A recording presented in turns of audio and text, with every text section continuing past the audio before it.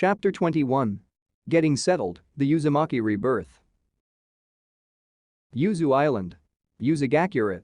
Naruto walked through the genjutsu barrier with ease. The large group of refugees slowly flowed through behind him, dumbstruck that they had just arrived in the village. One moment they had been following Naruto, and the next he disappears into thin air with the forest. Mei came up behind him and widened her eyes at the splendor of their new home. This was the first time she had been there since her birth. Combined with Naruto's description, the place was grander than she could imagine. Naruto looked at her and smiled, glad that she was so happy about their new home as he was. He turned around and addressed the growing crowd that stayed right at the gate of the village, afraid to walk any farther into the unknown place. By seeing their new leader in front of them smile, they all began to smile with confidence as well. We all have had quite a journey to get here. There has been heartache, loss, and insurmountable grief over this exodus. Naruto looked down, tears shimmering in his eyes over those they had lost to get there. Countless Kiri shinobi died because of them. With their leader crying, the others began to feel tears well up in their own eyes. As the people began to cry for those lost, Naruto wiped away his and his fiance's tears. A smile had come over his face. But we now see the fruits of their sacrifice. Through their loss and our famous determination and strength, the Uzumaki are united again under one banner. The Hyo and Ranmaru have even graced us with their presence, further strengthening us. With my fellow shinobi here, we will forge a better tomorrow, one that will allow us to have peace for all. The people looked up at the Uzukage as he made this speech, feeling confidence and pride rush through them at his words. The crowd began to cheer and applaud Naruto as he turned around and began to lead the civilians and shinobi through the main street of Uzumaki. The people began to disperse as they entered the empty buildings and chose their rooms. Houses and apartments alike were soon filled without much fuss at all. Little had changed since Naruto's last visit. All the buildings were still in their spiral shape that extended to the heavens and were in the vibrant colors of black, red, and orange. Mei and Naruto watched the process with the Kiri shinobi beside them. They were all happy to see that the people were getting well acquainted with their surroundings. Well, now what should we do? Naruto asked Mei. He wasn't really sure what to do in situations like this.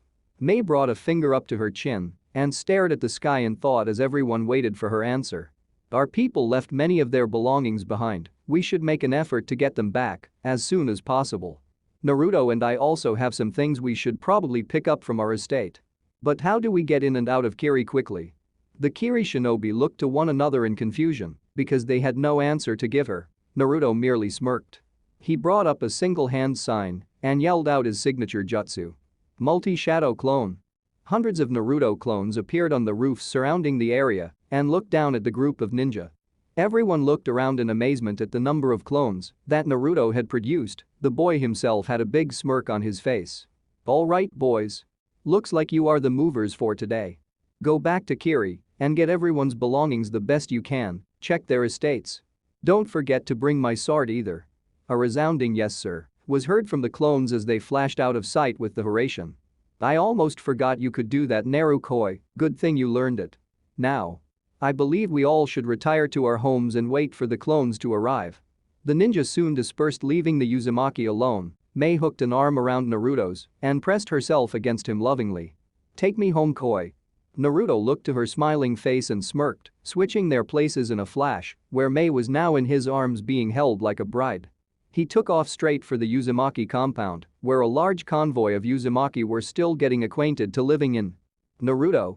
Mei slapped his chest playfully for just picking her up like that, but let it slide for the romance of the action.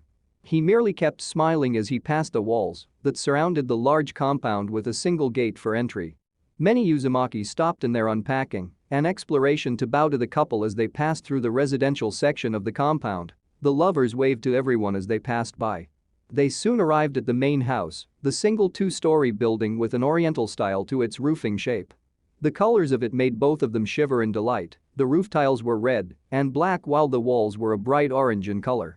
The Uzumaki swirl adorned the front of the house on a blank side of the wall. The crest of the clan hung proudly to where anyone could see it from within the compound. The couple entered to be greeted with a large welcoming area similar to the Terumi estates. The walls were a bright red and orange with numerous Uzumaki heirlooms covering the walls, and they could see 3 doors along with a staircase to the second floor. Naruto set Mei down and began to explore the house with her to get acquainted with their new home. A half an hour later, Naruto had explored almost every room in the estate. There was a kitchen, dining room, living room, and dojo on the first floor, and that excluded the outside grounds within the inner compound. All the walls were vibrant colors of red, orange, and black with numerous Uzumaki influences spread across the objects and heirlooms in the rooms. Upstairs was where he stood now. So far he had found a bathroom and at least 3 bedrooms, none of which had stood out to him as to be the clan head's room. He had 2 rooms left, so he decided to head towards the one that looked like it could be a bedroom.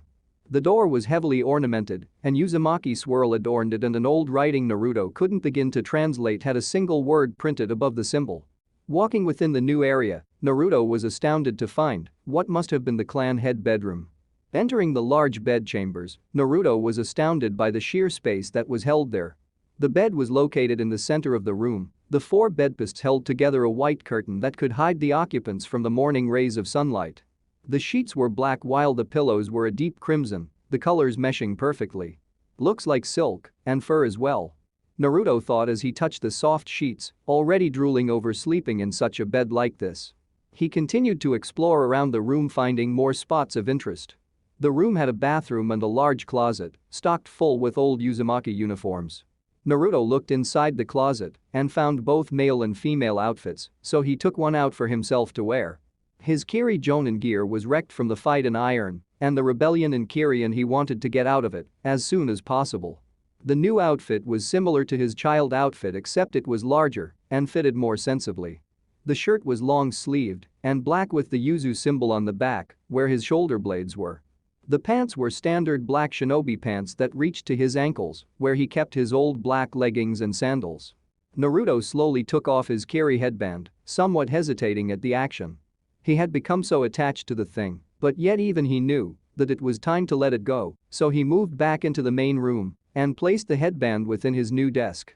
He headed back into the closet and reached further in to find a box full of Yuzu headbands, all with the standard Yuzu color schemes: orange, red, and black. Naruto chose the red cloth and tied the new forehead protector proudly on his head. He adjusted it in the mirror before turning back to the closet door to leave. That was when he caught sight of them. Naruto quickly turned his head around to see if he was correct, and he was. The closet must have been fully stocked to equip an army with clothing, not just a single person. There were dozens of Yuzu Jonin flak jackets hanging on the coat rack. Their deep crimson color was a contrast to the other major nations' color schemes.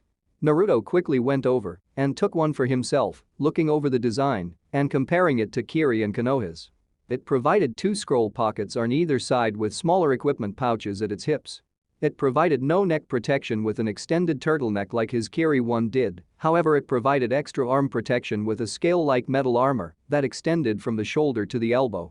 All in all, Naruto liked it, and while it was slightly heavier with the extra armor, it provided durability with increased protection to the user. He zipped it up around him and exited the closet to find Mei inside and exploring the room as he had done. "Mayheim, this closet is stocked with Yuzu clothing. Why don't you change out of that so we can wash it? It'll give you a chance to try on something that is a bit more folksy." Mei turned to look at him and widened her eyes at his new look. He looked exactly like a Jonin of Yuzu. "Narukoi, that sounds like a wonderful idea.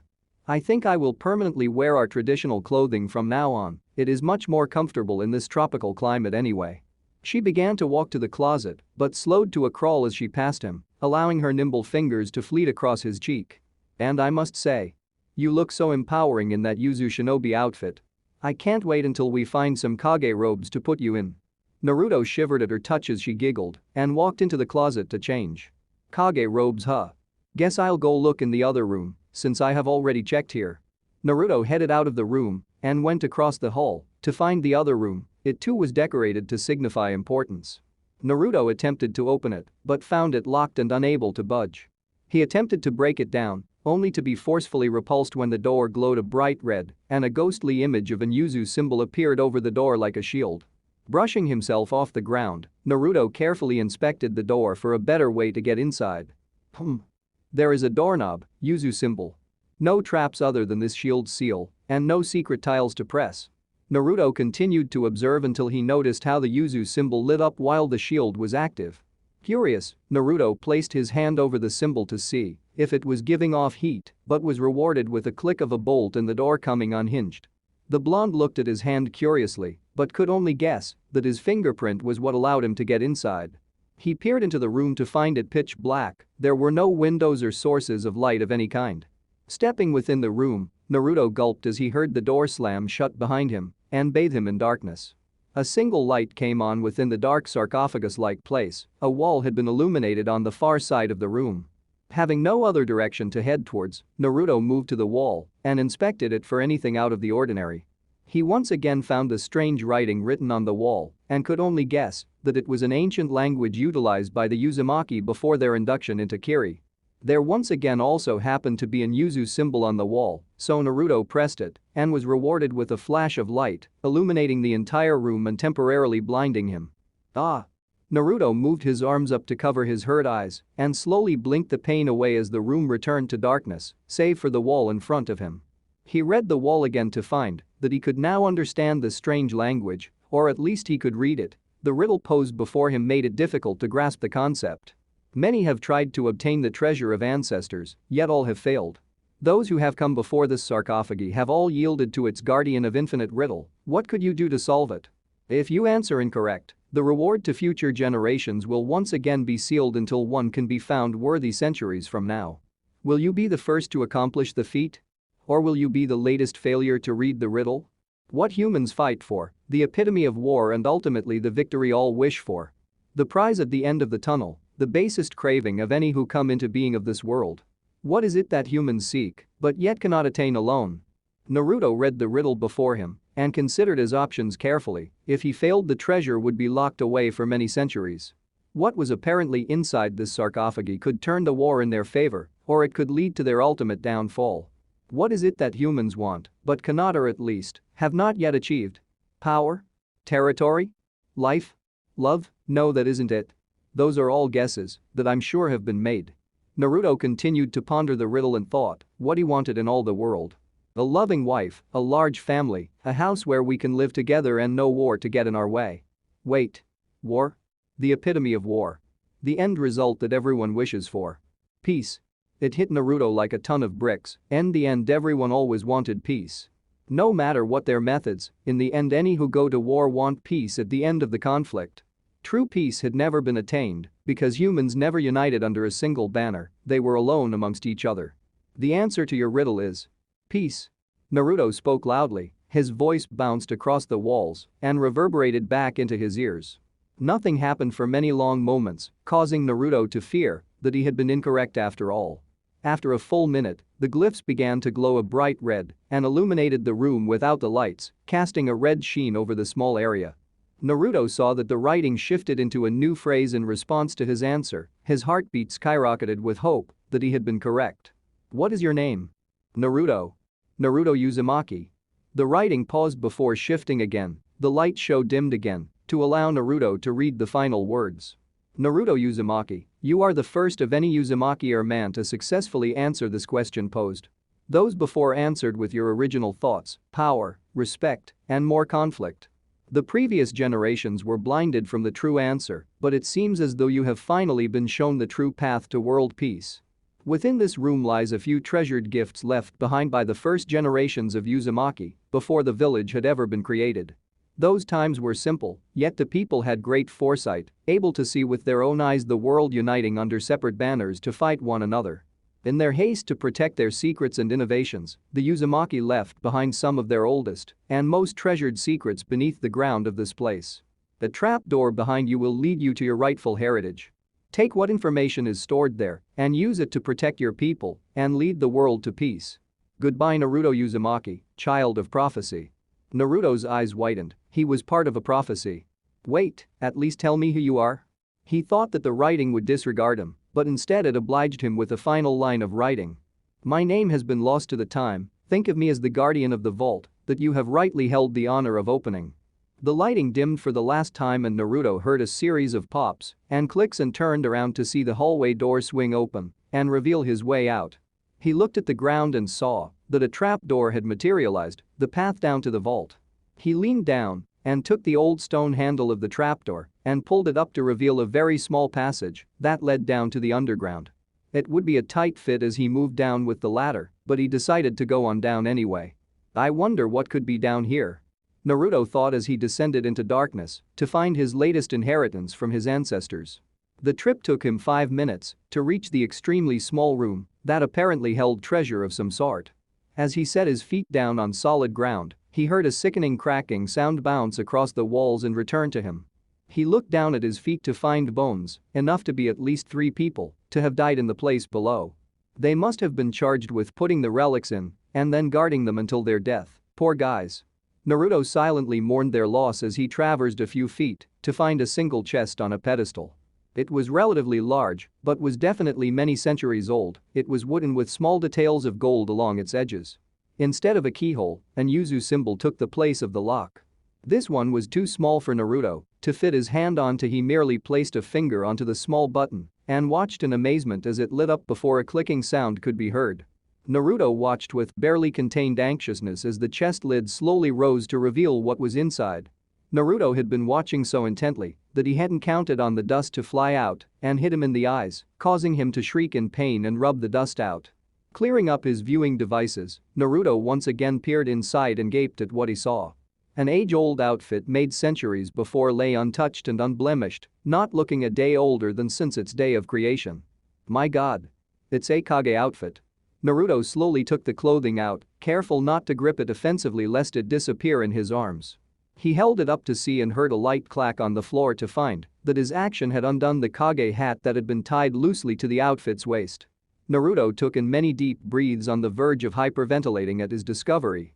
Sure, the people had referred to him as the Shodai Uzukage, and he had accepted his fate as such by now, but to hold a Kage outfit in his hands was another story. It truly laid the realization of his new position on him. The outfit was just as much of a symbol of power as it was a symbol of office.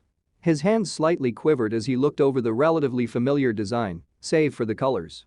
The main part of the robe was white, just like any Kage's. However, the place where the village colors were placed on the chest was a deep black.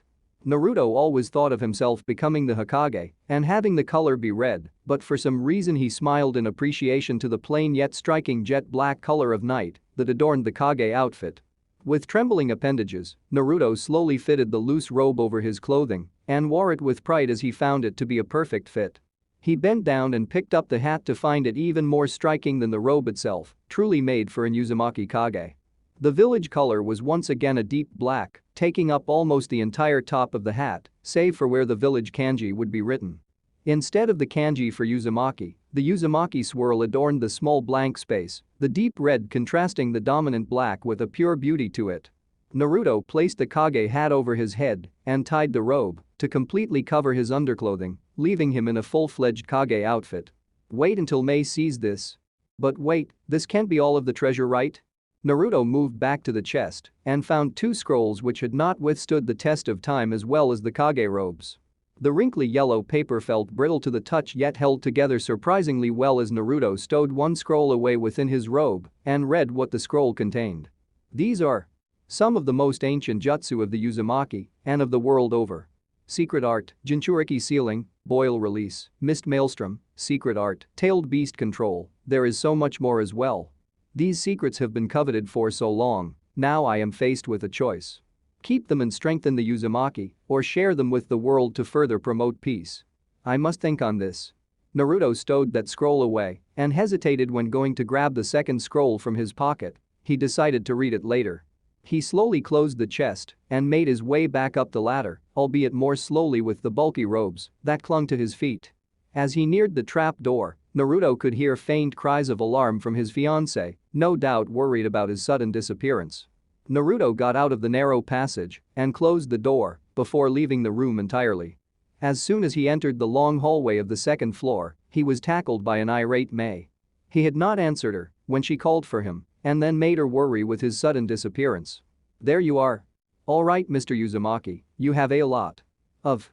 Mei quieted down as she noticed just what he was wearing. The white and black robes made her think of her days as the Mizukage. Naruto. This is a Kage robe. Where did you get it?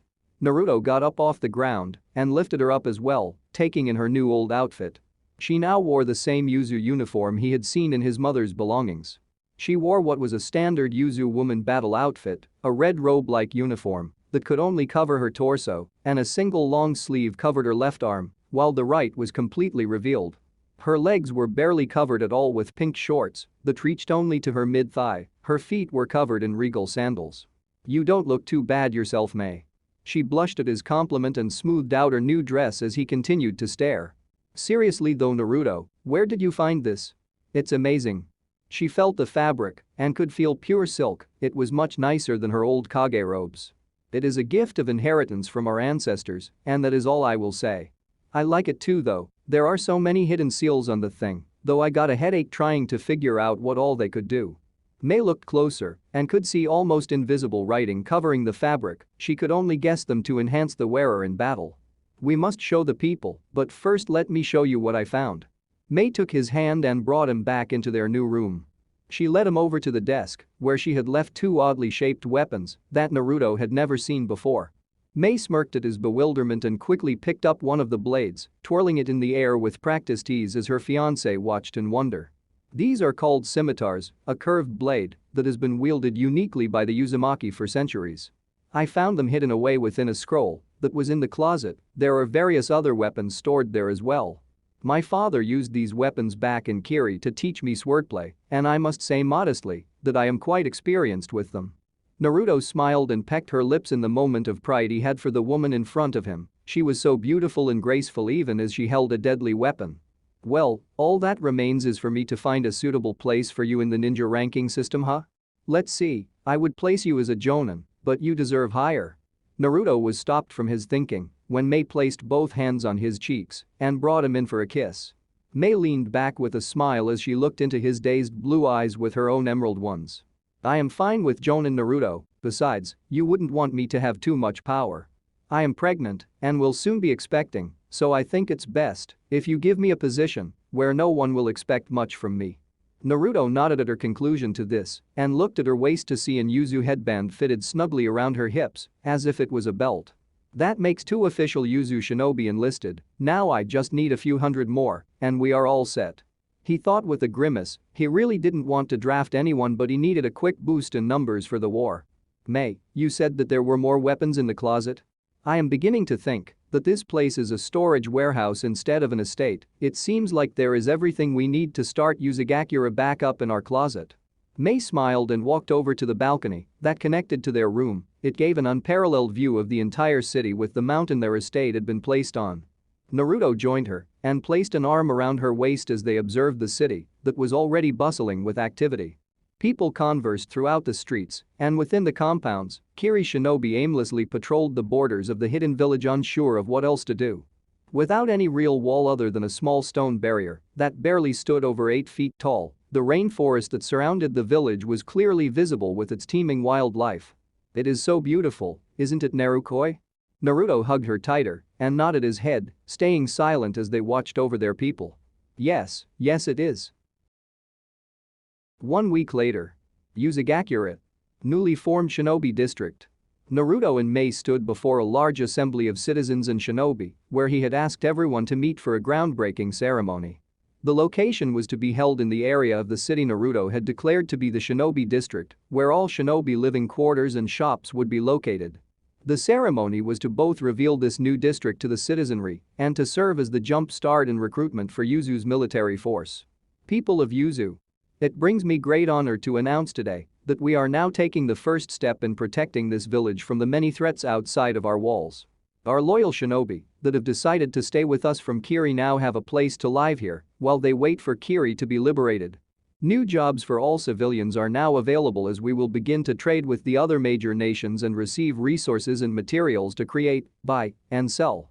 But I must ask now, how much longer will it be before Yuzu creates its own shinobi corps?"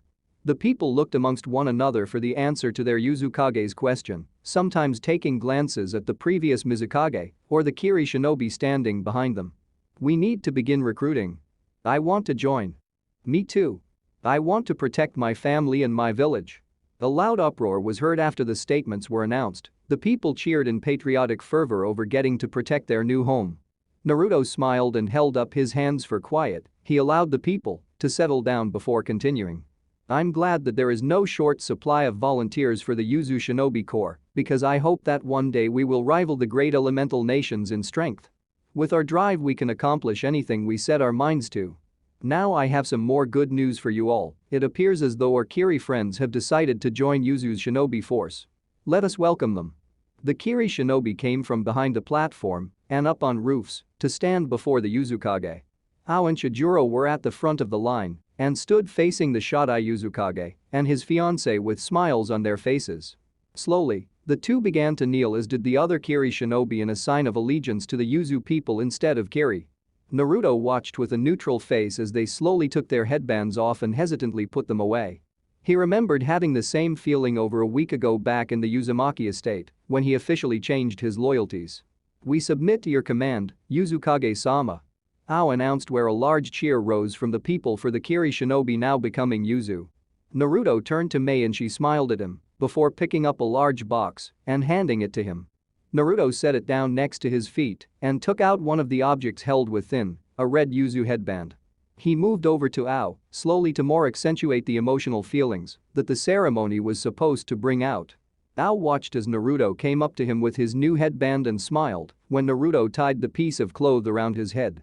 The crowd once again erupted into a bout of cheering and applause as the first Kiri shinobi officially switched over to Yuzu, and Naruto repeated the same process for Chijuro. The remaining shinobi were each handed a headband personally by Naruto or Mei, and each were given the honorary rank of Chunin or Jonin for their loyal service in the rebellion and their willing overturn of allegiance to Yuzu. Naruto looked out amongst the audience as the new Yuzu shinobi messed with their new forehead protectors and vests. They were getting used to the new look. He saw many young children and even some academy-aged boys and girls looking at them in wonder, hoping that they could be like a ninja someday. "For those amongst my civilian gathering here who are willing to take up arms as a shinobi, please come forward now." There was no movement at first, the people wondering who would be the first to take a giant plunge. A man, in his mid-30s, came forward and bowed before his Yuzukage. Naruto could tell from the red hair and gray eyes that the man was in Uzumaki, and he could only guess that he also contained an active bloodline. "I wish to join these brave shinobi here, Yuzukage-sama." Naruto and Mei looked at one another and smiled when a large procession of men and even women came forward to kneel before them. They began the process again of handing out the available headbands and allowed the citizens to return to their families. "Those who have just come forward are not yet officially shinobi under my command. As you all know, shinobi aspirants must take tests to see if they have what it takes to join the ninja ranks. My confidence in you does not waver though, because I have handed out each and every one of you a headband. This shows that I believe in my heart that every one of you will pass the test." A resounding cheer was heard for Naruto's confident speech, and his people, even Mei, joined in the applause. "To finish this assembly, I have two final things to say. Thanks to the existing shinobi that have integrated from Yuzu, we now have sufficient staff for a shinobi academy to be opened. Construction has already begun, and when it is completed, you may have the privilege of sending your children who wish to learn the shinobi arts there. Of course, none of you have to send your children if you do not wish to." Naruto watched the crowd and especially the children for signs of reaction. The general populace seemed pleased with such progress, and many of the children looked even more excited to learn in an academy. "My final announcement is actually a request. While our small nation is too small to have a true daimyo in charge, at least for now, I do wish to set up a civilian arm of government. They will handle the job of eventually receiving and sending mission contracts here to Yuzu and to maintain the citizenry of Yuzu's needs and rights. They will serve as my advisors when it comes to any matters concerning the civilians of Yuzu Island. If you are interested in the position and believe you have what it takes, please come see me in the Uzumaki compound." And with that, Naruto moved to Mei and enveloped her in his arms before flashing away. Kumagakure. Rikage's office. As sat on his couch as he crudely wrote a message on a scroll for the next Kage meeting to be held. It had been over 2 weeks since the summit, and he decided that it was time to organize the 5 villages shinobi force. His assistant was handed the note and left to rewrite it in a more neat handwriting and to make copies of it. Almost time. Akatsuki's days are numbered. Suddenly, a Kumo shinobi rushed into the room after practically busting the doors down. He was huffing from exhaustion and out of breath, but was still able to kneel before his Kage. A grimaced at the interruption and yelled out an order so he could hear the reasoning behind his intrusion. "Sir." I have grave news from the border patrols. An Akatsuki has been sighted moving rapidly through the Valley of Thunder and Lightning. A's eyes widened to the point where the veins could be seen. That was the area where his brother trained. B is in trouble. Damn it. Move 4 cells to support my brother. I don't care if you have to send a battalion, but do not allow them to take B. The man saluted and made his way out the door to begin the preparations. Kirigakure. Unknown location. Resistance headquarters. Miro Ratoda sat in a chair reading over a message that had just been intercepted. The resistance movement had done little in the time between the rebellion and now, but Miro thanked Kami that they were there to take this message. With the Rakude Mizukage Madara Uchiha in charge, if the message had been received by him, then he could have laid a trap for the Kage. He sent for one of his shinobi runners and had them deliver the message to Yuzu Island. I only hope he gets there in time. A few days later. Uzumaki. Uzumaki compound. Naruto and Mei sat next to one another in Naruto's study, a small room that was discovered on the first floor recently by the pair. She was teaching Naruto the proper way to file paperwork and organize the documents from matter of priority. Contrary to all the complaining the previous Kage had done, Naruto actually enjoyed his job very much. He would actually take the time to read all the documents and ordinances carefully before stamping or signing them and would ask Mei intelligent questions about matters of importance. Currently, Naruto was just finishing up another document sent from the recently created Civilian Council for further orders of consumer goods for the people. Mei watched him work and smiled, moving behind his chair and sensuously rubbing his shoulders while her breasts pushed up against his neck. With her new outfit that was much tighter, her breasts were somewhat covered better for the exchange of being more accentuated under the clothes. He is working so hard, my little Uzukage is just a perfect man. Naruto blushed a bit as he felt Mei's breasts push up against him and slowly relaxed into her touch. The massage became much more heated when Naruto got up from the seat and turned around in Mei's arms. She was only taken by surprise for a second when Naruto inclined his head and made his lips meet with hers, their tongues playfully dueling with one another in nothing but love. Naruto's curious hands moved to her breasts and thighs, giving Mei her payment in full for her wonderful massage. She moaned from his ministrations and began to take off his robes when a knock on the door to their house meant that someone needed the Uzukage. Sighing, Naruto slowly moved away from Mei with a peck on the cheek for a goodbye. Mei watched him leave and pouted at another failed chance to bed with her Uzukage. I'll get him next time. Never thought I would learn to hate villagers so much. This must be how Naruto felt when I had to leave for work every day. It must have been very hard on him. Naruto opened the gate to his house's inner compound to be met with 2 Yuzu Jonin and a Kiri resistance messenger. The 2 Jonin bowed and one indicated the messenger with his hand as he spoke. Sir, this messenger has arrived with a document that was intercepted from Kumo to the current Kiri regime. It was believed to be of the utmost importance, so they sent it as soon as possible. Naruto nodded and indicated for the man to give the message with an outstretched hand. The man was hesitant for a second because he had planned on handing it over to Mei, but the impatient look in Naruto's eyes meant that time was of the essence. He dug into his pocket and handed Naruto a small scroll with the addressee name of the Mizukage written on it. He unfurled the message and read its contents. To the Mizukage of Kirigakure, Mei Terumi. Mizukage, the Raikage has requested your presence in Kumigakure to hold the first War Council meeting for the 5-village alliance.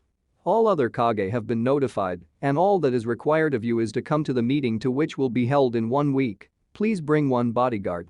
Naruto finished reading the message and nodded, satisfied with the turn of events. He nodded again in thanks to the 3 men before him and dismissed them before heading back inside to the estate. He was welcomed by the arms of his fiancée and wrapped his own arms around her, giving into the kiss she wanted so bad. Mei broke their lip lock to ask what was the commotion at the gate. Naruto, what did they want? The blonde took the message back out and handed it to her, allowing her to read the message to be sent to her. Her expression did not change and she merely looked up from the message with a serious gaze into his eyes. It was now time for Naruto to take up her place in the alliance as the Uzukage, and he now had to make the big decisions for a nation. Who will you take? Naruto smirked and pointed at her, bringing her to widen her eyes in curiosity. You, Mei Heim. I need you to come along to help explain the events that have led up to our leaving of Kiri and the creation of Yuzu and your voucher of my place as the Uzukage. I will be seen with more skepticism than Gaara the Kazekage has been viewed with. Mei nodded to his conclusion. They were sound reasons that she had not first thought of. I expected him to pick our Chijuro. She absently thought in response to his choice. We will begin packing in a few days and prepare for our departure. I do not wish to leave the village so soon after its fragile creation, but this is important to us. It will not only bring world recognition to our new country, but also give us a chance to develop trade contracts with the major nations. Mei smiled at his analysis. Naruto was already thinking like a nation's leader. Speaking of which, I have a few ideas I would like to run by you and Ao. They are additional ranks and such within our organization of the shinobi forces. With our particularly unique shinobi composition, we need to accommodate with a unique command structure as well. Mei nodded and watched as Naruto summoned a messenger to fetch him Ao. He is truly a great leader. She thought as she moved a hand to her stomach, a noticeable bulge had begun to show over her stomach. She smiled. And he will become a great father as well. End of chapter 21. Chapter 22. Becoming a world power, xUzumaki. xUzumaki. Village Gate. Naruto and Mei stood next to one another facing a large gathering of civilians and shinobi. It had been a few days since receiving the message to meet in Kumo and the two were ready to head out. Sad that their Uzukage was leaving them so soon, the people came to the gate to wish Naruto a safe trip. The two waved at the people before them and watched as Ao came up to the two of them. The man had once again been left in charge while the two powerful shinobi left the village and they had a few parting orders for him. Ao, I have a few messages that I wish sent out to some minor countries that might be willing to engage in trade with us. I also wish to have you go over and finalize my new ideas for our ranking system and do your best to speed up the construction of the academy facilities. Naruto listed off what he could think of in his head to the man who dutifully nodded in acknowledgement. Understood, I'll get it done. Mei chose to merely wave goodbye to the people as she waited for Naruto to finish up. I'm sorry for leaving you all so soon, but I promise we will only be gone a few days. Ao is a very capable ninja that I have much confidence in, for it was he who was able to lead the loyalists through the rebellion. Now please keep us in your thoughts as we forge a better future for xUzumaki. The people cheered Naruto and Mei as they waved once again and walked through the gate and jumped off into the wilderness. Ao turned around and watched as the people dispersed. They were still getting used to living in the city. The civilian council had done well in assigning everyone jobs, and so far, except for the trade problem, the people were content. The one-eyed man headed back towards the shinobi district of town, where a second building was being created. It was one that not even Naruto knew about. It was to be a surprise for when he came back. Ao went past the construction site and into his nearby apartment. It was where he had been assigned to live, and it was a quaint place. He moved over to his desk and unfurled the scroll Naruto had given a few days ago to review. It contained the new ranking system as well as new lesson plans for the shinobi under his command. Let's take a look at these ranks. Ao, these ranks will range from academy student to myself as the Uzukage. I have left the general ranks of Jonin, Chunin, and Genin alone because of simplicity and effectiveness. The real changes come in the form of specialized divisions of Black Ops or Anbu. As a fellow hunter ninja, I'm sure you can critique this better than anyone. Academy student. Genin. Chunin. Jonin. Anbu Black Ops. Anbu Beast Tamers. Anbu Hunter Corps. Anbu General. The Yuzu Hurricane. Uzukage. I will discuss more of the new units, including the Yuzu Hurricanes, later upon my return. For now, please use the rest of the information provided to help you better understand the new ranks. Uniforms for Anbu can also be found below. They are prototypes, of course. Ao scratched his head and thought about the new ranks with bare confusion. He knew Naruto was a genius, hell, the people chose him for Shodai Uzukage, but to make such bold additions. He must have had quite a plan. What the hell are these Yuzu Hurricanes? Ao just shrugged. Naruto would explain it to him when he came back. In the meantime, the temporary leader of Yuzu was just going to have to deal with a lot of paperwork until then. Kumagakure. Rikage Building. Naruto and Mei appeared in a yellow and red flash, courtesy of Naruto's Hurration. He looked to his left and saw that Mei was still with him, although she looked a bit queasy. Naruto smiled at his success. It was the first time he had brought anyone with him with his father's technique. Looks like we made it, he announced with much fervor. Mei looked at him and gave an uneasy smile. The ride wasn't very enjoyable. It may have only taken a few moments, but still. It feels like morning sickness all over again. She thought with a grimace as she clutched her stomach. Yes. Wonderful. Let's find this meeting room, shall we? Mei suggested before they began to walk towards the supposed meeting room. It was not long before they were stopped by Kumo Anbu. Halt. State your business. Called out one of the elite black ops. His hand was already on his katana from his suspicion. Who are these people? The woman there looks like the Mizukage, but where are her robes, and who is this man? I've never seen this village before.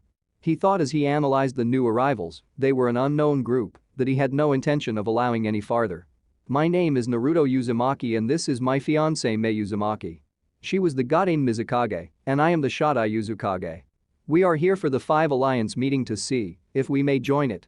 The Anbu pair looked at one another with pure shock hidden behind their masks. The Uzukage? I have never heard of this country. How am I to know you aren't lying? Asked the leader of the two. He was incredibly suspicious of Naruto. Mei sighed and stepped forward. She was getting tired of all the distractions. She wanted to get the meeting over with and head home. Her pregnancy was getting to the point where it wasn't a good idea to move around so much. This puny little man before her was blocking entrance to her fiancé and her Uzukage and she would not allow that. Excuse me. As my fiancé said before, I am the previous Godain Mizukage of the village hidden in the mist. You will allow us through now or allow us to speak with your superiors. The Anbu somewhat relaxed their guard but were still confused. If what you say is true, Mizukage-sama, why do you call yourself the previous Mizukage and not the current? You are still in power, are you not? Mei sighed out loud and shook her head much to the surprise of the Kumo shinobi. That is a very important piece of info we must pass on to your Rikage for this meeting. Now will you allow us through or not? The Anbu looked at one another and his partner gave a slight shake of the head. The man turned back to the two Uzumaki to relay the verdict. I'm sorry but he was interrupted when a loud voice boomed down the hallway they were standing in. Naruto and the others turned to see a few Kinkaku squad members coming towards them. Naruto? What's up? It's me, Tamura. The one in the lead spoke up, identifying himself as the Kinkaku captain Naruto had fought alongside many times. Naruto smiled at his arrival and hoped it would mean they could get some safe passage to the meeting hall. The Anbu nodded their heads in respect towards the hunters and waved their hand towards the couple. Sorry for the troublemakers here, sir. We were just attempting to remove them, so Tamura scoffed at the man and pushed past him, his fellow hunters moving through to the Uzumaki as well. Tamura swung an arm around Naruto's shoulder and pointed at the teen, making it seem as if they had known each other forever. Are you guys crazy? This guy is the Uzukage, right? And that is his fiancée Mei Uzumaki, the Godain Mizukage. Why the hell aren't you letting him through to the meeting? Are you trying to insult one of our allies? The Anbu gulped. They had not known that Yuzu was such a great ally to Kumo. No sir. Please forgive our rudeness. The Anbu scratched their heads embarrassingly and bowed in apology. Naruto mouthed his thanks to Tamura and walked past the guards with the Kinkaku as their new escorts. The five shinobi walked through the hallways in silence until they arrived at the doors being guarded by more Anbu. This is where we part ways. Good luck in there, Naruto. Tamura patted him on the shoulder before he and his Kinkaku disappeared in a puff of smoke. Naruto and Mei looked at one another and smiled. They had confidence in one another. They pushed past the two guards and entered the room to find the other four Kage waiting impatiently for someone, the Mizukage. All turned to greet the new arrivals but were shocked to see Naruto in a Kage outfit and Mei standing next to him in strange clothing. Naruto stayed silent as he looked at the assembly with a veiled eye, his hat tipped down to hide his face but show his eyes so he could observe. Gaara and Temari were in the Suna's seat, both looked quite surprised at his arrival. And his attendant stood at the forefront of the table. She was calm while he was both shocked and annoyed. Sanada and Kakashi had to look behind them to see Naruto, but both were caught in surprise at his outfit. Inoki and his Jonin bodyguard looked at the two with appraising eyes, not revealing any surprise as they did not share a close bond as the other Kage had with the boy. Hello everyone. It's been a few weeks since we last saw each other. I hope you will forgive us barging in so suddenly like this, but we have much to discuss. Naruto announced to the group before him and moved over to take a seat near Gaara that was reserved for the Mizukage. Mei stood behind the chair like the rest of the bodyguards. He set his hat down on the table and loosened his robes somewhat to avoid overheating himself. Not that I'm unhappy to see you, Naruto. But what is the meaning of this? I asked the boy. He wanted to know why he had on that outfit. To explain why I am in this outfit, it would be best to tell you the worst of the news first. The bloodlines have been forced to flee from Kiri due to a coup. They succeeded in overthrowing Mei. Everyone turned their eyes to the woman in question and she nodded her head in acceptance of the true answer. Yes, that is correct. After returning from the summit, we found that over half of the shinobi population loyal to me had been killed and the rest were on the run from rebels. We were able to save the Uzumaki and other clans from execution and move them to our new home, Uzumaki. Naruto is the Shotai Uzukage and is welcomed by our people as such. The information was so much to take in for the four Kage and Mifune, even Gaara's eyes widened in amazement. Wow. Temari muttered, surprised by the turn of events. Inoki huffed and smirked, shaking his head slowly back and forth. Darn youngsters, always wanting to show up their elders.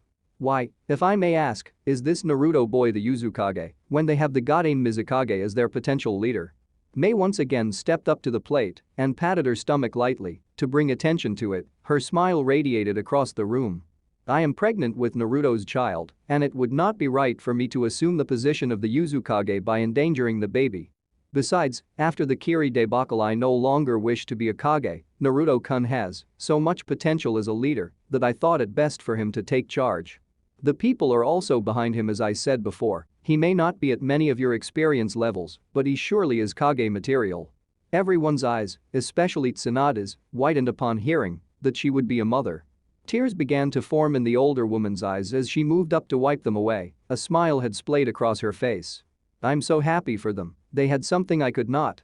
Now I get to be a grandmother as well, this is the best news I have heard in quite some time. Congratulations, Naruto. Gaara complimented him, it was simple, but very much appreciated by the blonde. Thanks Gaara. He patted his nearby friend on the shoulder and felt a hand touch his own, he looked up to see Mei smiling at him. He smiled back. I see, that is quite a sad, yet stunning series of events. I take it that your village has had some difficulty in its creation? I asked the Uzukage, but merely received a negative shake of the head. No, actually the village was in peak condition when we arrived, the problem we have is securing trade contracts with other nations. We have no treaties to allow us to trade and it is hurting our people, they need consumers' goods and materials to have need of jobs and other things. Our shinobi corps is relatively disorganized and is in need of an overhaul to which I will be focusing on upon my return. I realize though that what matters the most is that the major nations recognize us as a country, so I would like to ask for your help in speaking with your daimyo. Any help would be much appreciated. Naruto said, hoping to get everything out in the open with the other Kage. It was now their turn to talk amongst themselves with their guards and themselves to see what their opinion on the matter would be. Naruto attempted to guess and gauge their reactions to see if he was correct. My guess is that Tsunada will acknowledge me as will Gaara and Inoki though. I'm not so sure. Then again, it all depends on their country's leaders, I have no say on that. The first to speak was Gaara, who had his hands linked together in front of his face, his elbows on the table as leaned forward. While I'm sure this must be one of the most impulsive and insane things you have ever embarked upon, Naruto. I understand what it means to be young and in charge. I will do what I can to help, as Kazekage I acknowledge your village and your place as Kage. Naruto smiled and silently thanked his friend. Gaara merely smiled and nodded. That was up next, Naruto couldn't tell what he would say because of the surprisingly stern face that was set upon his features. Naruto. You should have come before me sooner with this. Of course I will help you and your people, if not because I acknowledge you as a village, but for the pure sake of a humanitarian effort. My attendant has already ordered thousands of pounds of protein to be sent there immediately, my people will whip your own into shape. I promise you that. A's face cracked a smile and couldn't help but laugh along with Naruto and Mei as they waited for the last two Kage. Inoki brought his small hand up to his mouth and coughed, bringing quiet for him to speak. I have little knowledge of you, boy, unlike these other Kage. In fact, I feel quite outnumbered by that, haha. But a Kage must make tough decisions that might affect his village, and I'm not sure if at your age you can handle that responsibility. The Kazekage here has shown some ability in that, yet all I see in you is impulsiveness and being rude. Until I see some maturity, I will not acknowledge the presence of Yuzu. He stated with finality, and the quietness stayed until Konoha was brought in. Tsunada was frowning, she did not like her decision, but could not help but see it as the only answer. Both her and Kakashi had struggled to agree, but in the end they came to the same conclusion, Naruto was not ready for such a position. Naruto watched with a hopeful yet knowing visage as she stood up and looked at him with a serious but very disheartened gaze. Naruto. For the longest time I have known you, I always saw you as a knucklehead ninja. My impression of you, since then, has changed somewhat. I see you as an honest and strong young man. However, my ninja beliefs are different than your own. It must have to do with me being too old. Your age might not define you as a shinobi, but there are still limits. Even your late father was in his 20s when he took up the oath. You, on the other hand, are barely 18, and yet you are to be a father and a Kage. I don't think you can handle this. As the Hokage, I do not recognize your position as Uzukage or the country of Yuzu. I'm sorry. She sat back down and held a hand to her forehead to shade her eyes so as not to look into his. She knew he would be shocked and even disappointed. Mei, out of all, was the most surprised and angered, whispering a heated yet piercing threat to the woman. Won't be seeing you at the wedding. The blonde woman's eyes widened and she looked up at Mei, who merely glared right at her. She could not hold her gaze and looked down from the red head, too ashamed to be defiant. Naruto gulped but did nothing about the tension. It was not the right time. Naruto nodded his head after her speech. He had not been expecting it, but he could see her points. He turned to the last one and could already tell by the man's trademark scowl that he was not in favor of it either. I must agree with the Hokage and Tsuchikage, you are much too young for a position of Kage. I cannot imagine why the people chose you, but it does not matter. The land of iron does not acknowledge the presence of the Uzukage. However, we do recognize Yuzu as an independent civilian state with a shinobi arm. We will send some contractors and supplies to you. It will be limited though. Naruto was surprised at the turn of events with the man's ruling and nodded in thanks to the samurai general. As the vote stands, it is 3-2 in favor of not acknowledging the Uzukage. Therefore, we must bar you from joining the alliance as a shinobi leader and a Kage. The individual nations, however, may still make their own dealings with you. Ei's attendant announced she had been against acknowledging Yuzu, but in the end the Hokage made the decision for himself. Naruto sighed and nodded. He slowly stood up and placed his hat back over his head from its place on the table. Everyone watched as he tipped his head to the assembly and began to walk out with Mei in tow.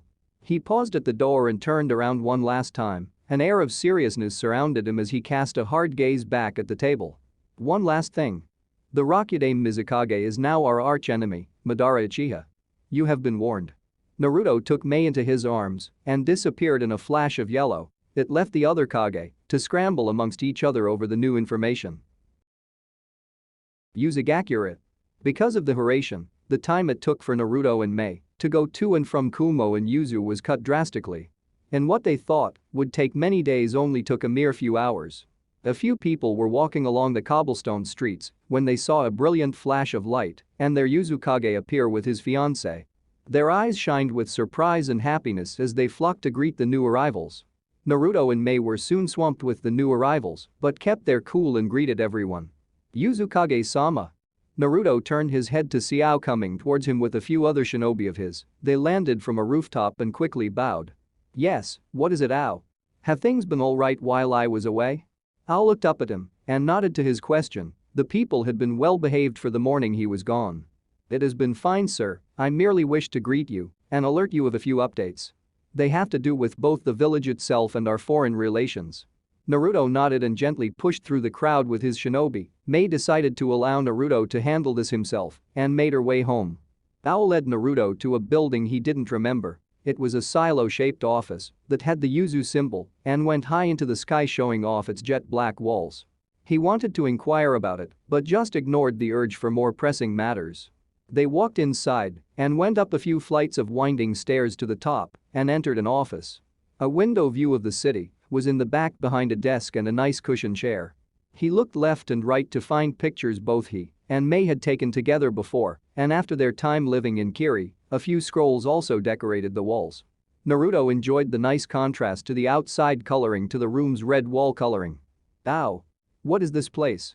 Naruto turned to look at the man who was smirking like a madman, as were the rest of the Yuzu shinobi. They had made the building while Naruto had been gone. It hadn't been easy, but they had some unlikely help. The lava monkeys arrived with the help of some of the Uzumaki summoners and quickly helped construct the tower for Naruto. Isn't it obvious? This is the Uzukage's office. Naruto's eyes widened and he took a double take of the room, not believing it was his. Are you serious? How did you do all this in just a few short hours? Ao just shrugged and moved over to his desk, pulling the seat back for him playfully. We had some help, please sit down while I discuss important news with you, Uzukage-sama. Naruto smiled and nodded. He came up and sat in the cushioned chair and sighed as he finally took a break from standing. The rest of you leave us for now, please. Naruto ordered and the shinobi complied, bowing to him before leaving through the door. Naruto and Ao got right down to business when the one-eyed man pulled a scroll from his vest. He set it down on the desk and unfurled it for Naruto to read. The messengers you sent before you left have arrived with the requested signatures and assurances. I must say I was surprised at the outpouring of support. Ao noted as Naruto read the scroll that contained each village's leader signature. Promise of trade and monetary support, Tazuna, land of waves. Sumeru, Yondame Hashikage, land of bears. Jiracho Wasabi, land of tea. Haruna, land of vegetables. Michiru, land of the moon. Shibuki, Shadai Takikage, land of the waterfalls. Promise of military support, Sumeru, Yondame Hashikage, land of bears. Shibuki, Shadai Takikage, land of the waterfalls. Michiru, land of the moon. Naruto read it over again and again and was still stunned by the amount of signers his treaty request was given. Naruto had no idea any of these villages actually remembered him, let alone realized the gravity of the situation Yuzuno Kuni was in. This is wonderful. He whispered, unable to speak any louder lest he break the moment. I also finished reviewing those changes to our military you wanted me to look over. Other than those hurricanes, I have no problems with most of it. I'm mainly curious about it all though, so you will have to explain. Naruto nodded, he gestured for Ao to take a seat, and they began to discuss the future of Yuzu's shinobi system. Uzumaki compound. Yuzu clan head building. Bedroom.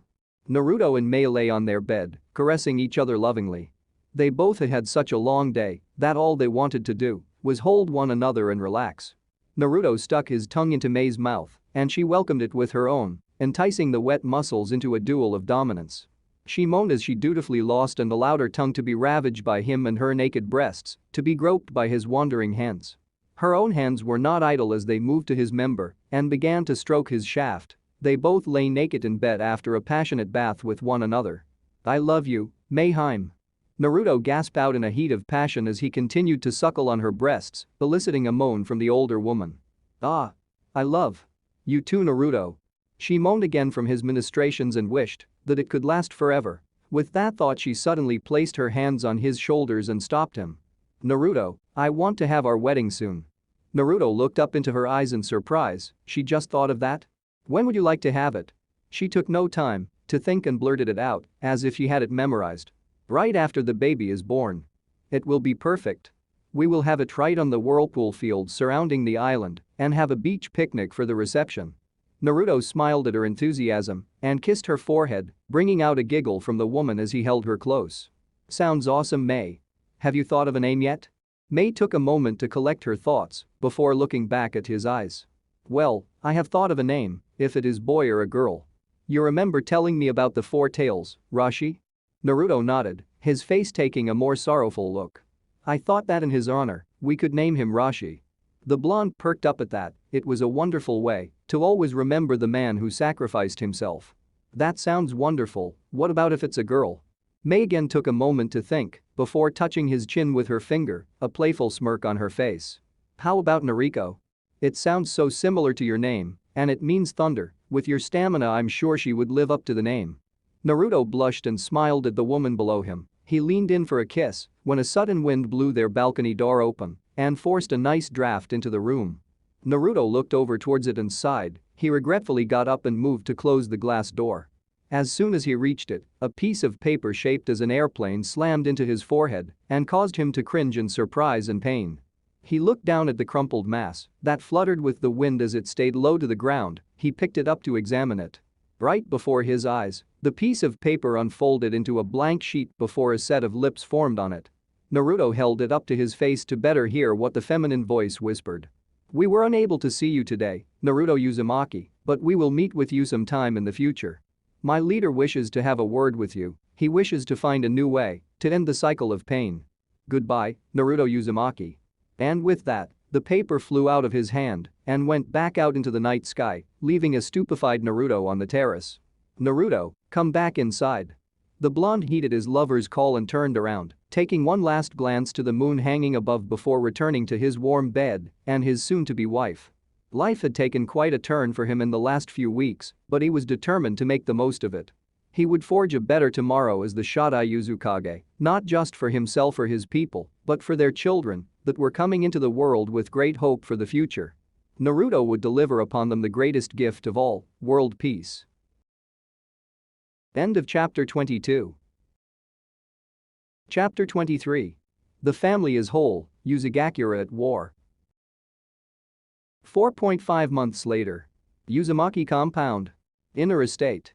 Uzukage's bedchambers. Naruto Uzumaki stood before a mirror within his bedchambers. He was finishing up the final preparations of his traditional Uzumaki clothing for the big event today. Mei had insisted that he wear civilian clothes for the wedding, and she would hear no complaining from him. He gave himself a critique of the outfit as he turned to observe the whole thing. "Well, I suppose it's all right. The baggy red pants are made of a fine silk and reach all the way to my sandals. They have gold embroidery along the pant leg of a plant of vine and they are very comfortable to wear. The shirt itself is similar to Mei's top, it's a very loose red shirt with a single sleeve on one side. It also has the golden vine design that starts from the chest up along to my shoulder and coming to a stop at my wrist." Just as he finished, another presence entered the room. He turned to see a hooded figure, the red cloak it wore made it difficult to distinguish any characteristics about the person beneath. He looked to where the face should have been but instead was met by a mask, very similar to Madara Uchiha's. Yet, instead of an orange swirl with a single eye, this person had a crimson red mask that allowed both eyes to see. "Sir, the security has been organized. Your wedding will begin in approximately 10 minutes, and the others are waiting outside to escort you and Mei to the beach." Naruto smoothed out his shirt once more before smiling at the hurricane. "Thank you, Case. I will be out in a minute." The figure bowed and exited the room as silently and quickly as it had first come. The Uzu Hurricane Squad, probably the most interesting addition I made in our forces. I chose only 6 members, 2 from each of the dominant clans. 1 female and male from each clan are inducted into the squad with the chief objective to protect me, the Uzukage. They are the elite, above even the Anbu in power yet unable to match a full-fledged Kage alone. Their names have been erased though, so I must call them by their code names. That one I spoke to was from the Uzumaki, so I called him K's for wind, as the maelstrom of a hurricane is from the wind. I better not keep Mei waiting, besides she is the one that knows about the traditions more than I do. Naruto had never been to a wedding before back in his days in Kiri and Konoha. Most often those who were ninja and loved each other often chose to remain as lovers or engage to lessen the blow of losing someone so dear. Mei insisted that Uzumaki traditional weddings were much different from anything he would have known about and were the epitome of unconditional love ceremonies. The Uzumaki in the past were not spiritual in any way, so the word marriage was often considered the incorrect word to use. A bond of love taken to the highest degree, that's what Mei said at least. As long as it means I get to be with her for the rest of my life, I don't care what I have to do. Having wasted enough time, Naruto moved away from the mirror and walked towards the door. On his way out, he passed by the small crib that he had built a few weeks ago for the baby. It was made of wood and was colored a deep crimson red. His soon-to-be wife had dolled it up considerably in her spare time, which was a lot because of her lack of duties, and had placed small Uzumaki swirls and other symbols littering the small bed for the baby. Little Rashi loved it, but our little boy always seems to be smiling. Mei took him downstairs, he will be attending the wedding with us. Yes, the little baby had been a boy, and Naruto and Mei had never been so proud upon his birth exactly a month ago. The doctors told them that he was completely healthy with no problems, and they confirmed that the child had the Uzumaki bloodline within him, furthering their pride. He opened his door to come face to face with his 6 shadows. The hurricanes all were wearing the identical cloaks and masks, making it difficult for him to tell them apart. Only after getting to know them all was he able to pick out each clan's separate traits that allowed him to distinguish them. "Ready, sir?" asked one of the Ranmaru. They represented the eye of the storm with their all-seeing bloodline. "Yes, is my family downstairs?" They all nodded, and Naruto walked past them to head down the staircase. All 6 fell into step behind him. As he stepped onto the first floor, Naruto peered around a corner to look into the family room. Mei was sitting on the couch, happily breastfeeding little Rashi. Her folk outfit remained the same as her Jonin uniform, it settled as both. He lightly tapped his fingers on the wall to get her attention away from the baby. Mei looked up in curiosity to find Naruto looking over at her and the baby with a fatherly smile, one of pride. She smiled and looked down at the baby. When she felt him stop sucking, it appeared Rashi had fallen asleep from her lullaby she had been humming. Mei made herself decent and gently lifted herself up, beginning her walk towards Naruto, who was leaning on the doorframe now. "Mei, he looks just like you," Naruto whispered lovingly as she approached, bringing out a bright smile from the woman. It was true that at a distance, Rashi could pass off as a clone of his mother. With his russet red hair and smooth features, the baby really was a male image of her. Now, you can't rule yourself out of him entirely," she whispered back, playfully using a finger to point at his closed eyes. Naruto smirked. The baby had inherited Naruto's striking blue eyes as well as show some early personality traits just like his own. Mei had noted that while feeding him, he just didn't stop until he fell asleep or his stomach began to ache. It seemed as though the boy would have Naruto's stubborn determination, something Mei wasn't too excited about for when he grew older. "I'm so happy that you were able to bring our baby into the world. It just seems like magic happened that night." He hesitantly moved his hand to the baby's face, gently tickling his cheeks as he slept. "I'm happy too, that doesn't mean I felt so good afterward though. How are those bruises healing up, Koi?" Naruto instinctively reached for his left arm. Mei had done quite a beating just gripping his arm. "It's getting better, no thanks to you though."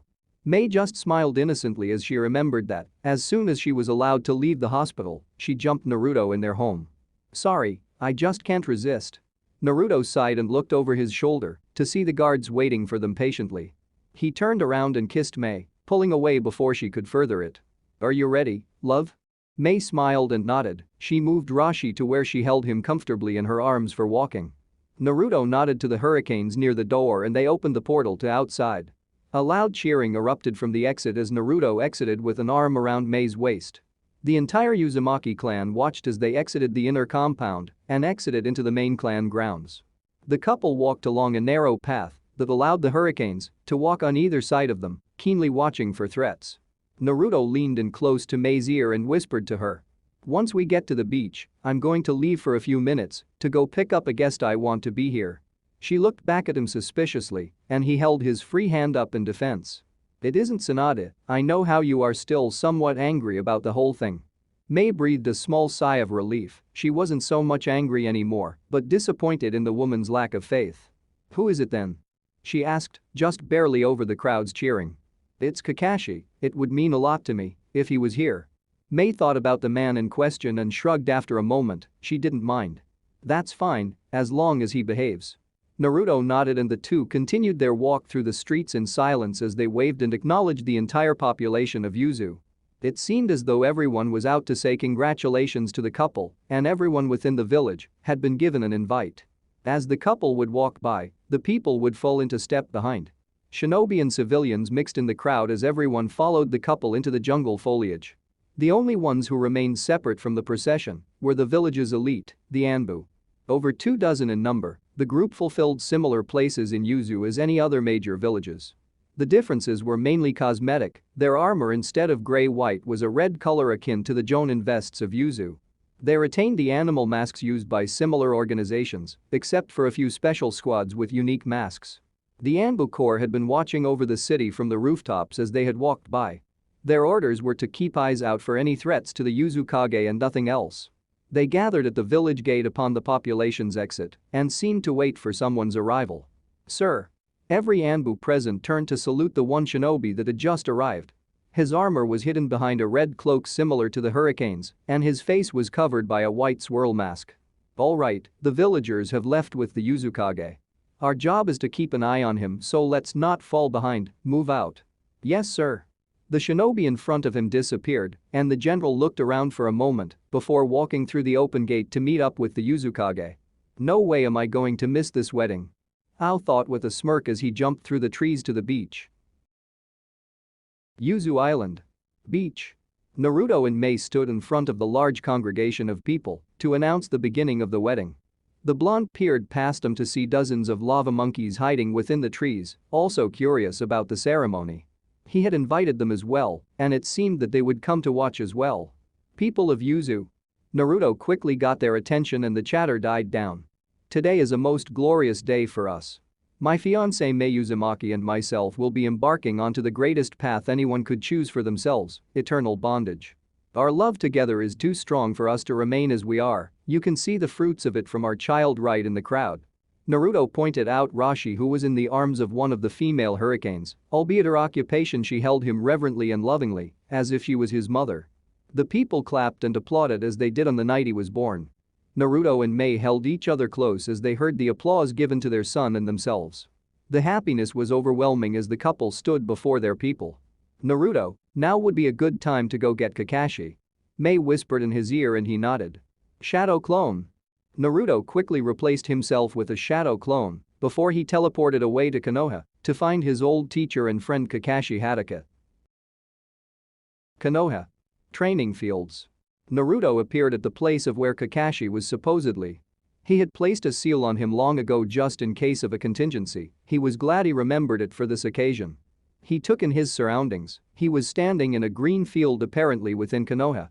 There was 3 wooden stakes in the ground and that immediately told him that this was training ground 7. Naruto? The Uzukage turned to find Kakashi sitting under a tree. He was reading his xUzumaki book when he saw Naruto appear in a yellow flash.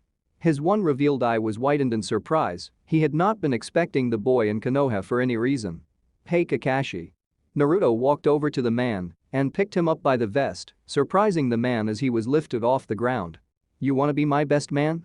The question threw Kakashi for a loop, what was he talking about? Wait, you are getting married? When? Naruto smirked. Right now. Without another word, the two disappeared in a silver-yellow flash. Yuzu Island. Beach. The wait for the people had only been a minute or so when Naruto and Kakashi appeared in a flash. Naruto was smiling upon his return, while Kakashi looked half dead and ready to puke. He dropped to his knees and held his stomach with his hand. Mei could sympathize with him as she had been in the same position not too long ago. Next time, give me more warning. Kakashi ground out, trying to take deep breaths to keep from vomiting. Naruto scratched the back of his head in embarrassment. Sorry about that. But now that we are back, Mei and I can begin. Naruto walked over to Mei and took her hand with his own as Kakashi joined the crowd in watching. Mei began to speak and explain the ritual to those gathered. Many of the Uzumaki gathered here today will have only heard of this bonding ritual from their parents or grandparents, so I will explain. Naruto and I will walk across the whirlpool fields barefoot and only we may cross, you all must remain here. Once we reach the center of the largest whirlpool, we will stand on the edge of it and say our vows to one another.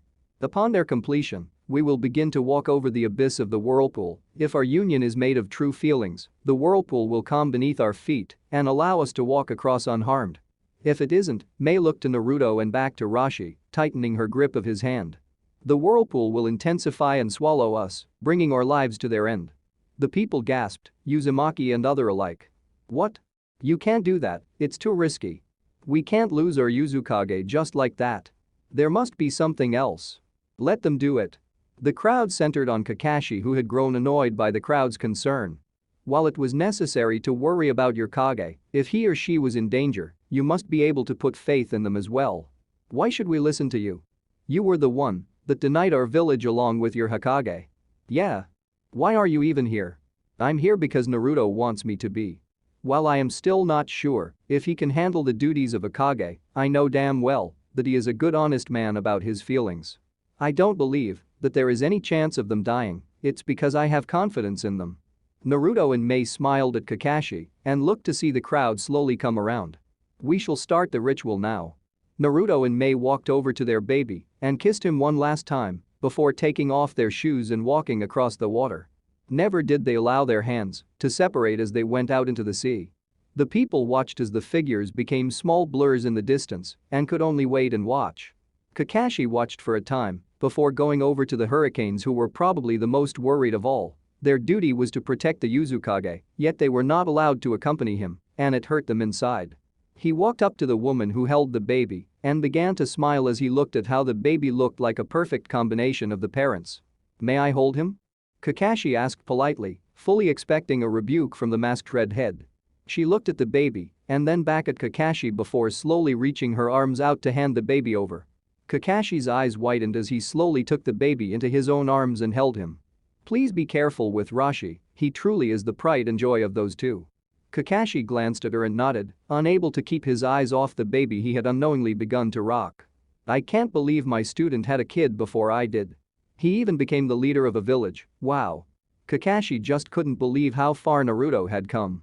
It was at this point he realized that he should have followed his own beliefs back at the meeting. He shouldn't have just abandoned Naruto like that, he should have believed in him. Naruto, you have long surpassed me in all ways.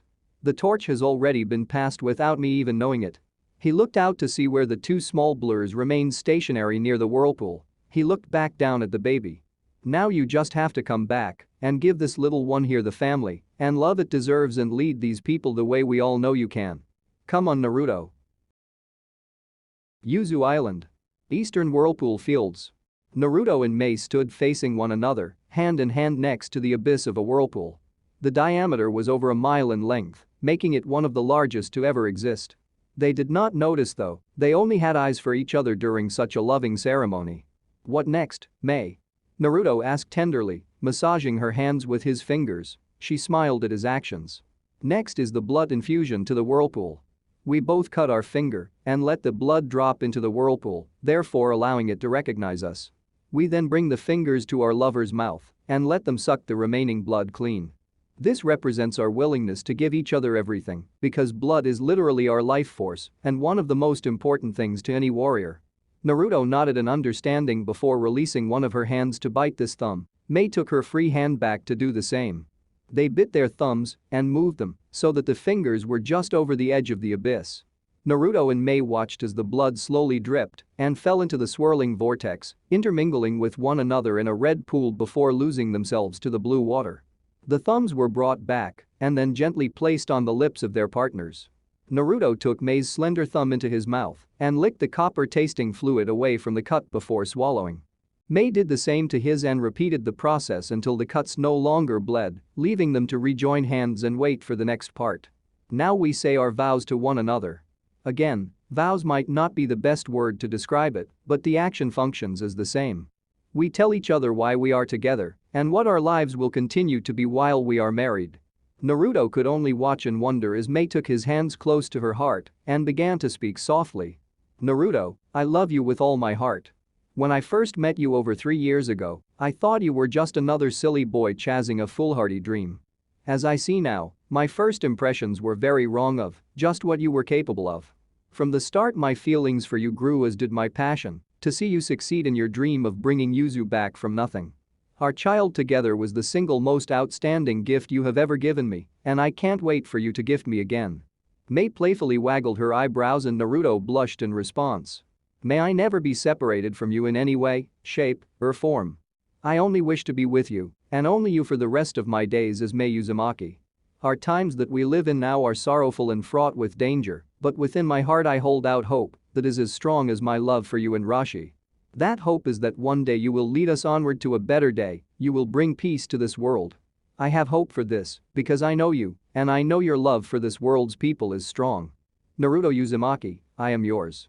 By this time, both their eyes had garnered tears, and now they were free to spill as the lovers stood there with one another. Naruto fought back his tears as he gently guided their hands close to his chest. He leaned down and gently kissed her fingers as they interlocked with his own before he began. Mei, the love I have for you surpasses anything I could ever say or do. From the time we have met up until now, your beauty and personality has captivated me to the point of insanity. Sometimes I tell myself this is a dream, that one day I will wake up and everything will go back to the way it was. The hate and misgivings from those in Konoha gave me a frightening reality that made me hold on to what I had in this world more than anything. With your love though, I was able to see past that and realize that what I have been living in is a world made by our own accord, not someone else. May I will always be with you, through life or death, I will never stray from my place by your side. With his speech finished, Naruto moved in to kiss his love-struck beauty on the lips. He knew that this was not the end to their trial, but he only wished the warmth that emanated from his heart to last forever. Everything he had said was true, he only wished to be with Mei, and nothing else would matter. Naruto would live for her, kill for her, die for her, if it only meant he would see her again one last time. From what she had told him there was no doubt in his mind she felt the same way. Their kiss ended, Mei knew there was only one thing left to do. Both slowly turned to face the whirlpool, its raging waters forever in a spinning cycle of destruction. There was no indication it would slow down or stop for them, but they had confidence that they would get through it together. "Ready, Mei?" Naruto asked, slightly tightening his grip on her hand as they prepared to take the plunge. She looked at him with a smile, one that was totally carefree with no prior engagement. Yes, I am Naruto." The two lifted one foot up and simultaneously brought it down over the water edge. When it looked as though both would fall and be dragged under, the vortex slowed down to accommodate their feet. They tightened their grips as they took another step and another, slowly and carefully across the whirlpool until they reached the calm center that now resembled calm seas. With this, they knew that their love was meant to be forever and always. One last time, the now husband and wife took each other into their arms and kissed. They were now one with each other in the whirlpool. Yuzu Island. Beach. The people waited with heated anxiety. They wanted to know if the Uzumaki had lived or not. The people had lost track of the small blurs that had constituted as Mei and Naruto and were now unsure whether they were alive or not. Ao and the Anbu had finally revealed themselves instead of hiding amongst the trees. They stood near the Yuzu hurricanes and Kakashi at the front of the welcoming committee. "They could have at least told us how long this would take." Ao mumbled underneath his mask, unhappy with the wait. One of the Anbu with a suspiciously familiar sword turned toward the general and laughed a bit. His mask was that of a flounder, the fish that his sword was based off of. Now Ao-senpai. Isn't it best we allow them to have their time together? This is a romantic kind of thing. I think. Ao sighed and looked over at Chijuro, who was surely blushing at the mention of romance. Yes, but still, it isn't every day the Uzumaki gets married and allows no witnesses. I just wish we knew how long they would be without us. One of the hurricanes spoke up, the Uzumaki male. These rituals are very important to the Uzumaki, even the younger generations. They find them interesting and romantic, even if some of the past ideals they were made for are forgotten. The older generation still appreciates that they are practiced. The Uzukage and his fiancée knew what they were getting into. Ao just huffed and turned his attention back to the sea. Kakashi thought he saw something and lifted his headband up to reveal his Sharingan. A few nearby ninja were surprised to see the rare eye Jutsu but said nothing. Ao activated his Byakugan and searched as well for the returning couple. "There they are," he said out loud. He found them returning to the shore within a mile's distance. "Yep, guess that means they didn't get swallowed up," Kakashi commented as he placed his headband back over his eye. "And that means that our Uzumaki is married now to his partner. This is wonderful news," said the female Uzumaki hurricane. Her happiness was evident in the lightness of her voice. It wasn't long before the Uzumaki couple came into view for the remaining people gathered, eliciting a large cheer from them. The Uzumaki and his wife had survived. Naruto and Mei came onto shore. The first thing they did was take their child into their arms and smother him with love. Naruto kissed his forehead and lightly rubbed his head where hair had begun to grow. Mei held him in her arms and rocked him, gently humming an Uzumaki folk lullaby. Everyone could obviously see the love emanating from the new family and dared not say a word. Soon after their arrival, the Uzumaki couple announced to everyone that the party could begin. Dancing and food was the main attraction, and everyone had plenty of fun. As the afternoon went into the night, bonfires were lit as the people prepared to stay up until dawn. During this time, Naruto returned Kakashi back to Konoha and thanked him for coming. Kakashi was happy to oblige and told him to feel free and teleport me back sometime. Naruto planned on making good on that promise. Uzumaki. Uzumaki office. Next day. Naruto sat in his comfortable chair reviewing some documents sent to him by the civilian government. They were planning on taking a small percentage of workers and use them to build and maintain a trading dock to make things easier as far as moving and receiving goods from other countries. His Kage robes made it a bit difficult to move comfortably without messing them up, but Naruto was able to reach over his desk and grab his approved stamp. He neatly placed the labeled documents in the correct bins and saw that he had nothing else to read. Naruto took his hat off and smoothed his hair back. He picked up the picture that stood on his desk. It was taken recently. He, along with Mei, held the baby and posed for the picture on their balcony. It gave a great background of the green rainforest, and it made his heart flutter any time he would look at it. He felt a presence approach and placed a picture back in its place. A messenger quickly entered and bowed to the Uzumaki. He was a shinobi, a chunin if Naruto had to guess. He held 2 scrolls that were quickly placed on Naruto's desk for him to peruse. "What are these?" Naruto asked as he picked up one and began to untie it. "They are 2 priority messages sent in from ninja observers. The one you are about to read is a message sent from one of our ninja within the land of spring, as well as a letter personally from Daimyo Kazuhana. The second is a scroll from our observers within the land of waves. It is a monthly status report." Naruto nodded and opened the scroll he had first chosen to read from his spring observers. "Sir, since the last time we have reported in, things have gotten worse here in spring. Daimyo Kazuhana at first denied our request for trade because of political instability. It seems that her double duty of both being an actress and a leader was too much for her people to handle, and they have chosen rebellion. A small terrorist group of fanatics are based here within spring. They believe in what Dotu Kazuhana once said and believe that the land must return to a snowy wasteland for their ninja to thrive. It has grown in popularity and is now on the verge of violence against Daimyo Kazuhana's forces. She has sent me this letter to give to you. Dear Uzumaki-sama, Naruto, I apologize for not writing sooner, but my country is once again facing a disaster. When you first requested an alliance, I won't lie and say I didn't think it was a joke. But now with your Yuzu ninja inside my country, they have told me much about your situation back in Yuzu no Kuni. With your power, I beseech you to help me again as you did 5 years ago. I know I am very undeserving of it after already being given a second chance by you. If not for me, please bring order to my country for my people. They have seen so much bloodshed, I don't want to be the cause of more. These rebels, they are threatening to destroy the heat generator, the one thing that brought peace and prosperity back to the land, and they wish to return us to a frozen ball of ice. Please Uzukage, come to our rescue. I promise to give you whatever you want in return, just please save my people as you did once before. We will await your response with bated breath, please hurry. Sincerely, Koyuki Kazuhana, Daimyo of Land of Spring. Naruto was taken back by what sounded like begging from the strong young woman Naruto had remembered so well from 5 years ago. With the promise of reward great for Yuzu, if he pledged support, Naruto easily decided that he would come to help Koyuki. He moved on to the second and unfurled it to find a short but groundbreaking message. Status report. Yuzu Outpost. Wave Country. As ordered by Uzukage-sama, we have set up a small base of operations in Wave Country. This message is high priority for the fact of what we have found within the small country's borders. The 3-tailed turtle is within one of this country's many lakes, wild and without a Jinchuriki. We are requesting advice on how to proceed with this information with the threat of Akatsuki's goal apparent. Naruto reread the line a few times to make sure he did not see wrong, 3-tailed turtle. Because they had found it before Akatsuki, that meant they could do something to halt their advance. He looked up to see that the Chunin was still there, waiting for orders. I need you to go to Anbu headquarters, ask the general to send the beast tamers here immediately.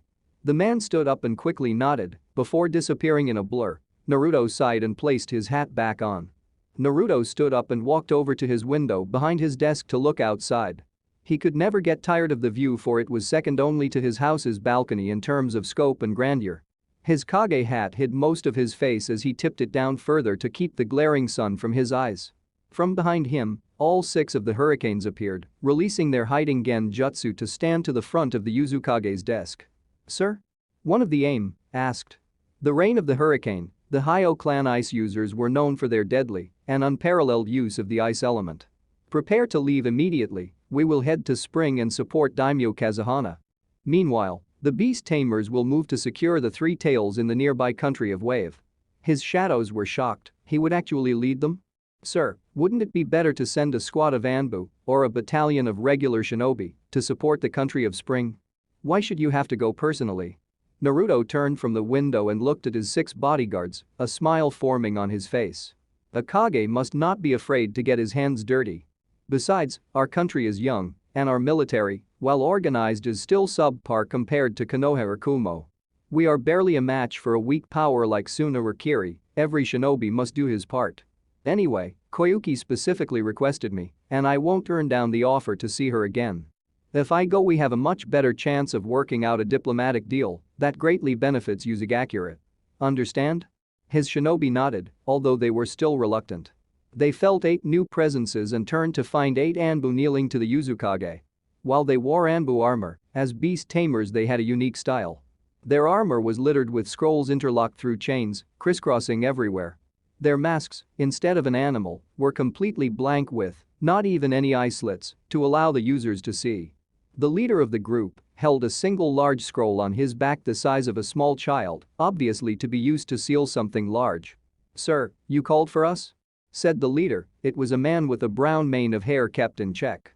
Naruto went closer to his desk and threw the scroll with the information from Wave at the man, who caught it deftly, as if he could see just fine. He unfurled it and read it with quick and practiced eyes, looking back up at Naruto. "You wish us to capture the three tails before Akatsuki can take it?" asked the man. Naruto smiled at his perception. "Right as always, Ikaru. You will be the only ones sent there, though as you know our manpower is still relatively low. Can you handle yourselves?" The man stood up from his kneeling position and his men followed suit. "Of course, sir, we will get the job done." Naruto smirked. This was the reason why he had created the beast tamers. "With the information on Jinchuriki and tailed beast sealing I found within the scroll, I decided to make a special sect of men in Anbu to handle just this kind of operation. They are experts with Fuinjutsu and are just as good of fighters as any other Anbu out there. With Akatsuki's threat of using tailed beasts against us, this squad will be a primary source of advantage for Yuzu in the coming war." "Good, then you are dismissed." Naruto watched as they two disappeared, leaving him with his hurricanes. "Make the preparations, I must go home and spend some time with my wife and little Rashi." Naruto left in a bright flash that signaled to his hurricanes that they were dismissed. Uzumaki. Uzumaki compound. Inner estate. A few hours later. Naruto had come home and explained the turn of events to Mei, who was very understanding. It didn't mean she had to like the fact that her newly made husband was leaving her and their child so soon, but he always came back. She would just hold out with worry for a few days before he would come home safe and sound. He spent time with both her and the baby until it was late in the evening, almost time for him to leave. He had chosen to travel conspicuously, but with a certain power to his outfit. Contrary to hiding like a rat as some ninja Hokage would do in the event of traveling to a different country, Naruto chose to wear ninja clothing instead. To lessen the chance of danger, Naruto had chosen to wear identical clothing to his hurricanes. The standard Anbu gear, red chest, arm, and leg armor with black gloves, pants, and sandals. He also took a spare swirl mask to place on when they arrived in spring. He personally didn't like to wear the mask, but the hurricanes never complained. "The hurricanes. They are waiting outside. Better hurry." Naruto stuffed the mask into his red cloak's inner pocket before clasping it at the neck. He had already placed on his outfit while Mei settled the baby in for bed and prepared for sleep herself. Leaving the closet, Naruto saw a cute sight. His wife was leaning over the crib walls and gently singing a lullaby to little Rashi. His eyes were half-lidded as he looked up at his mother with a little smile. She herself looked very delighted as the baby slowly fell asleep. He walked out and wrapped his arms around her waist as she stood up from her accomplished mission of making the baby fall asleep. He kissed her cheek and then her lips before parting only for a moment. The blonde Kage bent his knees and reached into the crib to lay a small kiss on the baby's forehead and ruffle his non-existent hair very lightly. "Hey, I just got him to sleep. Don't wake him up."